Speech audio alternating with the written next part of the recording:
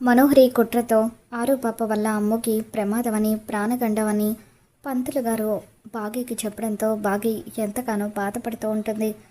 ఇక ఆ మాటలకు ఎంతగానో ఏడుస్తూ అమ్ముని ఎలా కాపాడుకోవాలని చెప్పి బాగీ ఆలోచిస్తూ ఉంటుంది.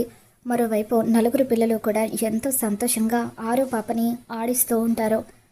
నలుగురు ఎంతో చక్కగా కలిసిపోయి ఒకరి తర్వాత ఒకరు ఆరు పాపను ఎత్తుకొని ఆడిస్తూ ముద్దులు పెడుతూ ఎంతో సంతోషంగా ఉండడంతో బాగి వాళ్ళ ఐదుగురిని ఒకచోట చూసి వీళ్ళను ఎలా నేను విడదీయగలను అని చెప్పి చాలా బాధపడిపోతూ ఉంటుంది. దేవుడా, ఏంటి శిక్ష? ఆరు అక్క చనిపోయిన తర్వాత మళ్ళీ నా కూతురుగా ఈ ఇంట్లో పుట్టి మా అందరికీ సంతోషాన్ని పంచిందనుకొని అనుకునే లోపే ఇలా వీళ్ళని విడదీయడం కోసమని చెప్పి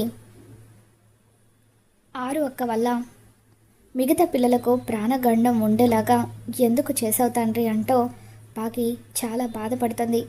తర్వాత బాగి గదిలోకి వెళ్ళి ఆరు ఫోటోని చూస్తూ ఏడుస్తూ, అక్క ఏంటక్క నాకు ఈ శిక్ష? ఇప్పుడు నేను ఏం చేయాలి?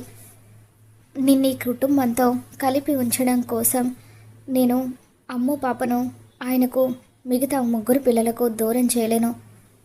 మనోహరి కుట్ర వల్ల నువ్వు ఈ కుటుంబం నుండి దూరం అయ్యావు.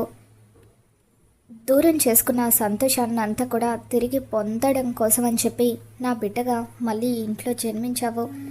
కానీ ఇప్పుడు నిన్ను నాతో పాటు దూరంగా తీసుకువెళ్ళక తప్పేలా లేదక్క. ఆయన కూడా నువ్వే మళ్ళీ ఇంట్లో జన్మించావని చెప్పి ఇప్పుడిప్పుడే ఎంతో సంతోషంగా ఉన్నారు. అటువంటిది మళ్ళీ రెండవసారి కూడా నువ్వు దూరం అయ్యే పరిస్థితి ఏర్పడితే ఆయన తట్టుకోగలరా అక్క అని చెప్పి బాగి చాలా బాధపడిపోతూ ఉంటుంది. అప్పుడే అమర్ అక్కడికి వస్తాడు. ఆరు ఫోటో చూస్తూ బాగి బాధపడుతూ ఉంటే, బాగి ఏమైంది బాగి, ఎందుకలా బాధపడుతున్నావు అని చెప్పి అడుగుతూ ఉంటే, అప్పుడు బాగి ఏం లేదండి, ఆరు అక్క గుర్తొచ్చింది అని చెప్పి బాగి అంటూ ఉంటుంది. ఇక దాంతో అమర్, ఆరు ఎక్కడికి వెళ్ళలేదు బాగి, మళ్ళీ మన పాపగా ఈ ఇంట్లోనే జన్మించింది. ఆరు మన మధ్య ఉన్నప్పుడు మనం సంతోషంగా ఉండాలి, కానీ ఇలా బాధపడడం కరెక్ట్ కాదు. ఇంకెప్పుడు కూడా ఇలా ఏడవద్దు. నువ్వు ఏడవడం ఆరు చూస్తే తను కూడా బాధపడుతుంది. మన అందరికీ సంతోషాన్ని పంచడానికి తన బోసి నవ్వులతో ఎలా అందరినీ సంతోషంగా ఉంచుతుందో ఒక్కసారి అటు చూడు అంటూ ఆరు పాప వైపు అమర్ చూపిస్తూ ఉంటే బాగి వాళ్ళందరినీ చూస్తూ ఎంతగానో ఎమోషనల్ అవుతూ ఉంటుంది. ఐదుగురు పిల్లలు కూడా నాకు సమానమే. వీళ్ళలో ఏ ఒక్కరు దూరమైనా సరే నేను తట్టుకోలేను. ఇప్పుడు నేను ఏం చేయాలి భగవంతుడా, ఎటువంటి నిర్ణయం తీసుకోవాలని చెప్పి బాగి లోపల బాధపడిపోతూ ఉంటే, అప్పుడు చెంబ మనోహరి మొత్తానికి నువ్వు వేసిన ప్లాన్ వల్ల బాగి తనలో తాను చాలా బాధపడుతుంది, ఏం చేయాలా అని మదన పడుతుంది అని చెప్పి అంటూ ఉంటే, ఇప్పుడు బాగి కరెక్ట్గా ఇరుక్కుపోయింది. చెంబ ఆరు పాపను తీసుకుని బాగి ఇంటి నుండి వెళ్ళిపోవడం తప్ప తనకు మరొక మార్గం లేదు. ఒకవేళ అమ్ము పాపను దూరంగా ఎక్కడికైనా పంపించేయాలనుకుంటే అప్పుడు నలుగురు పిల్లల దృష్టిలో ఆ బాగి విలన్ అవుతుంది. ఏ విధంగా చూసుకున్నా కూడా ఇది బాగీకి కష్టమైన టాస్క్ అని చెప్పి మనోహరి చెంబతో అంటూ ఉంటుంది. నువ్వు మామూలు దానివి కాదు మనోహరి, ఎంతో తెలివిగా ప్లాన్ చేస్తావో అని చెప్పి చెంబ అంటూ ఉంటుంది. నువ్వు నాకు మరొక సాయం కూడా చేయాలి చెంబ. ఒకవేళ బాగి ఎటువంటి నిర్ణయం తీసుకోకపోతే బాగిని మరింత నమ్మించగలిగేలాగా మనం ఒక ప్లాన్ చేయాలి అంటూ మనోహరి చెంబాకి తన ప్లాన్ గురించి చెప్తూ ఉంటుంది. అర్జెంటుగా ఒక ఆపరేషన్ రావడంతో అమర్ రాథోడ్ ఇద్దరు కూడా బాగికి పిల్లలకు జాగ్రత్తలు చెప్పి ఆరు పాపను జాగ్రత్తగా చూసుకోమని చెప్పి బయటకు వెళ్ళిపోతారు. ఇక అప్పుడు బాగి ఒక్కతే పాపను చూసుకుంటూ ఉంటుంది. బాగీకి రామ్మూర్తి ఫోన్ చేయడంతో అప్పుడు పాపను పిల్లల దగ్గర కూర్చోబెట్టి ఫోన్ మాట్లాడడం కోసం అని చెప్పి లాన్లోకి వెళ్తుంది. ఇక అప్పుడే మనోహరి ఆరు పాపను నేను ఎత్తుకుంటానని చెప్పి పిల్లల దగ్గర నుండి ఆరు పాపను తీసుకొని ఆడిస్తున్నట్టుగా నటిస్తూ, వస్తే ఆరు, ఇదే నీకు ఇంట్లో ఆఖరి రోజు అవ్వాలి అని చెప్పి అమ్ముతో, అమ్మో ఆరు పాపకు డైపర్స్ అయిపోయినట్టున్నాయి, కాస్త షాప్కి వెళ్ళి తీసుకువస్తావా అని చెప్పి అంటూ ఉంటే, సరే ఆంటీ ఇప్పుడే వెళ్ళి తీసుకువస్తాను అని చెప్పి అమ్ము బయటకు వెళ్తుంది. బాగి ఫోన్ మాట్లాడి వచ్చేసరికి అమ్ము కనిపించకపోవడంతో అమ్ము ఎక్కడ అని అడుగుతూ ఉంటే డైపర్స్ తీసుకురావడానికి అక్క బయటకు వెళ్ళింది మిస్సమ్మ అని చెప్పి అంజు పాప అంటూ ఉంటుంది. అసలు నీకు బుద్ధుందా మనోహరి? పాపను ఒంటరిగా ఈ టైంలో బయటకు ఎందుకు పంపించావు? అయినా డైపర్స్ కావాలంటే నేను తీసుకువచ్చేదాన్ని, లేదంటే నువ్వైనా తీసుకురావాల్సింది కదా. అయినా అమ్ముని ఎందుకు ఒంటరిగా బయటకు పంపించావని చెప్పి బాగి ఎంతగానో కంగారు పడిపోతూ అమ్ముని వెతుక్కుంటూ బయటకు వస్తుంది. ఇక అదే టైంకి చెంబా కూడా మనోహరి సైగ చేయడంతో అమ్ము వెనకాలే షాప్కి వెళ్తూ ఉంటుంది. అమ్ము అలా రోడ్డు మీద నడుచుకుంటూ వెళ్తూ ఉండగా చెంబా తన మంత్రశక్తితో భైరవ అంటూ ఒక కుక్కను పిలవడంతో ఆ కుక్క అమ్ముని చూడగానే కోపంగా తన వెంట పడుతూ ఉంటుంది. అలా కుక్క అమ్ము వెంట పడుతూ ఉండడంతో అమ్ము భయంతో పరుగులు తీస్తూ ఉంటుంది. అలా పరిగెత్తి పరిగెత్తి ఒక చోట అమ్ము రోడ్డు మీద పడిపోతుంది. ఇక దాంతో ఆ కుక్క తనను ఏం చేస్తుందో అన్న భయంతో అమ్ము వణికిపోతూ ఉండగా సరిగ్గా అదే టైంకి బాగి అక్కడికి వస్తుంది. బాగి ఆరు పాపను ఎత్తుకొని అక్కడికి రావడంతో ఆరు మంత్రశక్తి వల్ల ఆ కుక్క భయంతో అక్కడి నుండి పరుగులు తీస్తూ కొంత దూరం వెళ్ళిపోయిన తర్వాత ఆ కుక్క మాయమైపోతుంది.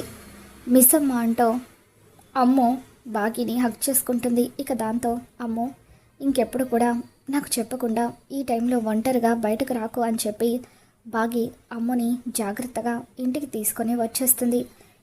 ఇక ఆ తర్వాత జరిగిన ఇన్సిడెంట్ గురించి బాగి ఆలోచిస్తూ ఉంటుంది. అంటే పంతులు గారు చెప్పినట్టుగా అక్కకున్న గండం వల్లే అమ్ముకి ఇలా జరిగి ఉంటుందా? పంతులు గారు చెప్పినట్టుగా ఆరు పాప అమ్ము ఇద్దరు ఒకే చోట ఉంటే అమ్ముకి ప్రాణగండం ఉంటుందా? ఇప్పుడు నేను ఏం చేయాలని చెప్పి బాగి ఆలోచిస్తూ చూస్తూ ఉంటే పంతులు గారు చెప్పింది నిజమని అనిపిస్తుంది. అమ్ముని కాపాడుకోవాలంటే ఇల్లు వదిలి వెళ్ళిపోక తప్పిలా లేదు. అలా అని ఆయనకి ఈ విషయం చెబుదామంటే ఎట్టి పరిస్థితులను నేను ఆరు పాప ఇల్లు వదిలి వెళ్ళిపోవడానికి ఆయన ఒప్పుకోరు. ఆయన ఇలాంటివి నమ్మరు కూడా అని చెప్పి బాగి ఏం చేయాలి అని ఎంతగానో ఆలోచించిన తర్వాత ఆరుని తీసుకొని దూరంగా వెళ్ళిపోవాలనే నిర్ణయం తీసేసుకుంటుంది. రాత్రిపూట అమర్ ఇంటికి తిరిగి వచ్చిన తర్వాత బాగి చాలా డల్గా ఉంటుంది. బాగి భోజనం చేసావా? ఎందుకు అలా ఉన్నావు? ఒంట్లో బాగాలేదా అని అమర్ అడుగుతూ ఉంటాడు. ఇక దాంతో బాగి అదేం లేదండి, కాస్త హెడ్ఏక్గా ఉంది అని చెప్పి అంటూ ఉంటుంది. ఇక దాంతో అమర్ పాపని నేను చూసుకుంటాను, నువ్వు పడుకో అని అంటూ ఉంటే పర్వాలేదండి, ఇప్పటి వరకు మీరు డ్యూటీ చేస్తూ వచ్చారు కదా, మీరు పడుకోండి, పాపని నేను చూసుకుంటాను అని చెప్పి ఆరు పాపను ఎత్తుకొని ఆడించి పడుకోబెడుతుంది. తర్వాత అర్ధరాత్రి పూట అమర్ గాఢ నిద్రలోకి వెళ్ళిపోయాడని నిర్ణయించుకున్న తర్వాత బాగి ఆల్రెడీ సర్ది పెట్టుకున్న తన లగేజ్ని ఆరో పాపను తీసుకొని ఇంటి నుండి వెళ్ళిపోవాలని నిర్ణయించుకుంటుంది. ఇక అలా బాగి బ్యాగ్ తీసుకొని అర్ధరాత్రి పూట ఇంటి నుండి వెళ్ళిపోతూ ఉంటే మనోహరి ఎంతగానో ఆనందపడిపోతూ ఉంటుంది. ఆరు గట్టిగా ఏడవడం మొదలు పెడుతుంది. దాంతో బాగి మెల్లిగా ఆరుని తీసుకొని బయటకు వెళ్ళిపోతూ ఉంటే ఎలాగైనా ఈ విషయం అమర్కి తెలియజేయాలని చెప్పి ఆరు తన శక్తులతో ఇంట్లో ఉన్న ఫ్లవర్ వాస్ కింద పడిపోయేలాగా చేస్తుంది. ఆ ఫ్లవర్ వాస్ కింద పడిపోయిన శబ్దం వినగానే అమర్ పరిగెత్తుకుంటూ కిందకు వస్తాడు. పాప ఏడుపు వినిపిస్తుంది. బాగి పాప ఎక్కడికి వెళ్ళుంటారో అని అమర్ కిందకు రావడంతో అప్పుడే బాగి ఇల్లు వదిలి వెళ్ళిపోతూ అమర్కి కనిపించడంతో అమర్ బాగి ఎక్కడికి వెళ్ళిపోతున్నావని చెప్పి అడుగుతూ ఉంటాడు. దాంతో బాగి అమర్ని హత్తుకొని నన్ను క్షమించండి, ఆరు అక్కని తీసుకొని ఇంటి నుండి వెళ్ళిపోవాలనుకున్నాను అని చెప్పి అంటూ ఉంటే ఎందుకు బాబుకి, ఎందుకు ఇంత పెద్ద నిర్ణయం తీసుకున్నావో, రెండోసారి కూడా ఆరుని నాకు దూరం చేయాలనుకున్నావా అని చెప్పి అమర్ బాధపడుతూ ఉంటాడు. ఇక దాంతో బాగి పంతులు గారు చెప్పిన విషయం గురించి అమర్కి చెప్తుంది. ఏమండి పంతులు గారు, ఒకవేళ ఆరు పాప అమ్ము ఇద్దరు ఒక్కచోట ఉంటే అమ్ముకి ప్రాణగండం అని చెప్పారు. నిన్ననే ఒక ఇన్సిడెంట్ కూడా జరిగింది. నేను కనుక వెళ్ళడం కాస్త ఆలస్యం అయ్యుంటే ఆ కుక్క అమ్ము పాపను ఏం చేసేదో తలుచుకుంటేనే చాలా భయంగా ఉంది. పంతులు గారు చెప్పింది నిజమేనని నాకు అనిపిస్తుందండి అని అంటూ ఉంటే ఈ కాలంలో కూడా ఇవన్నీ ఎందుకు బాగి పట్టించుకోవడం అని చెప్పి అమర్ అంటూ ఉంటాడు. ఏమండి, ఒకవేళ అది నిజం కాకపోతే పర్వాలేదు, అదే నిజమైతే అమ్ముకి ఏదైనా జరిగితే నేను అస్సలు తట్టుకోలేనండి. అమ్ము నా కడుపున పుట్టకపోయినా కూడా నా సొంత కూతురు లాంటిదే. అందుకే తనకి ఏం కాకూడదని, తను క్షేమంగా ఉండాలని నేను ఆరు అక్కను తీసుకుని ఇల్లు వదిలి వెళ్ళిపోవాలనుకున్నాను అని చెప్పి బాగి అమర్కి నిజం చెప్పడంతో, నువ్వు దీని గురించి ఏం ఆలోచించకు బాగి, ఎవరికి ఎటువంటి సమస్య రాకుండా నేను దీని గురించి ఒక నిర్ణయం తీసుకుంటాను అని చెప్పి అమర్ రాత్రంతా కూడా తీవ్రంగా ఆలోచించిన తర్వాత అమ్ముని హాస్టల్కి పంపించేయాలని నిర్ణయం తీసుకుంటాడు. ఇక ఆ విధంగా అమర్ ఉదయం అందరూ బ్రేక్ఫాస్ట్ తినేటప్పుడు అమ్ముతో, అమ్ము నీకోసం కొడైకెనాల్లో నేను ఒక కాలేజ్ చూస్తాను, నెక్స్ట్ ఇయర్ నుండి నువ్వు ఇంటర్ కాబట్టి కాలేజ్కి వెళ్ళాలి కాబట్టి కొడైకెనాల్లో అయితే నువ్వు పీస్ఫుల్గా హ్యాపీగా చదువుకోవచ్చు, రేపే నిన్ను హాస్టల్కి పంపించేస్తున్నాను, నీ బట్టలన్నీ కూడా సర్దుకొని రెడీగా ఉండు అని చెప్పి అమర్ అంటూ ఉంటాడు. మిస్ అమ్మ ప్లీజ్ మిస్ అమ్మ, హాస్టల్కి పంపొద్దని నువ్వైనా చెప్పు మిస్ అమ్మ, నాకు అమ్మతో ఆడుకోవాలని ఉంది, మీ అందరినీ వదిలి వెళ్ళాలని నాకు లేదు మిస్ అమ్మ అని చెప్పి అమ్ము అంటూ ఉంటే, అప్పుడు బాగి కూడా అమ్ము క్షేమం గురించి ఆలోచించి, సారీ అమ్మో, మీ డాడీ ఒక్కసారి నిర్ణయం తీసుకున్న తర్వాత నేను కూడా ఈ విషయంలో ఏమీ చేయలేను అని చెప్పి బాగి అంటూ ఉంటుంది.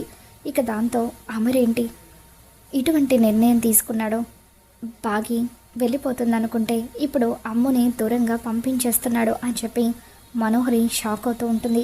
ఇక ఆ తర్వాత అమ్ము బట్టలు సర్దుకుంటూ ఉంటే, చూసావా అమ్ము, ఇంతకుముందు మిస్సమ్మ ప్రతి విషయంలో కూడా మీకు సపోర్ట్ చేస్తూ ఉండేది, కానీ ఎప్పుడైతే తనకు బిడ్డ పుట్టిందో తను మారిపోయింది, నిన్ను హాస్టల్కి పంపిస్తున్నా సరే వద్దని ఒక్క మాట కూడా చెప్పడం లేదు అని చెప్పి అమ్ముకి మిగతా ముగ్గురు పిల్లలు కూడా లేనిపోనివన్నీ కూడా కల్పించి చెప్తూ ఉంటుంది. మరి రాబోతున్న ఎపిసోడ్లో ఏం జరగబోతుందో మళ్ళీ మన ఛానల్లో తెలుసుకుందాం. ఈ వీడియో మీకు నచ్చినట్లయితే లైక్ చేయండి.